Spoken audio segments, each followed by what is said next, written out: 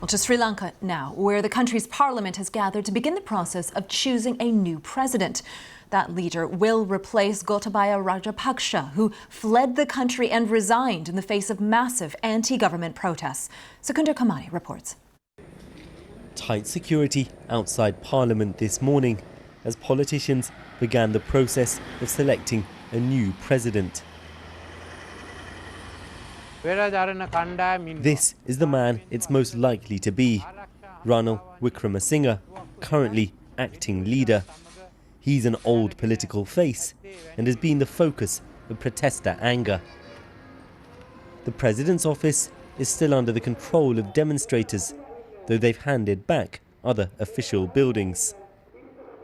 A few meters away, the main protest camp, named the Gota Go Home village, a reference to the ousted President Gotabaya Rajapaksa, who they forced to resign and flee the country.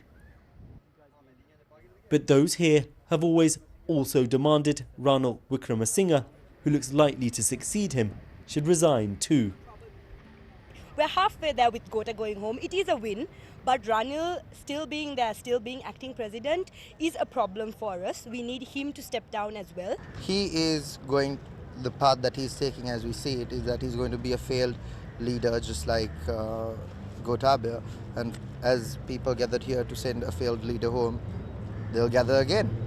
But the longer this instability continues, the more difficult it's going to be to sort out the terrible problems with the economy here.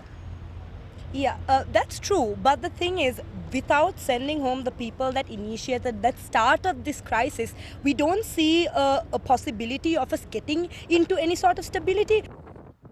Meanwhile, much of the country has ground to a halt.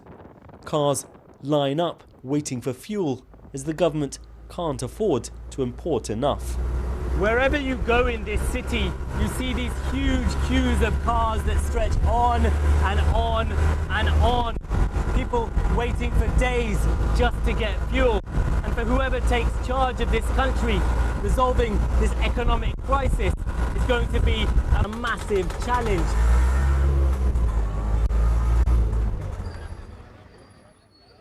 Hilmi and Fahim have pushed their car for the last 5 kilometers of this queue. How long have you been waiting for fuel? 5 days. After 5 days only And you were in this queue for those 5 days? Yes. Do you think your new leader is going to be able to sort out this problem? Is he going to be able to bring fuel? Honestly, we don't know. Honestly, it seems like this problem we have to face another 2-3 years. Can you live like this for another 2 or 3 years? No, can't. Sri Lankans are suffering, with food prices rocketing up too. Continuing political instability will make an IMF bailout deal all the more difficult. But protesters here say they want to see real change. Sukundar Kamani, BBC News, Colombo.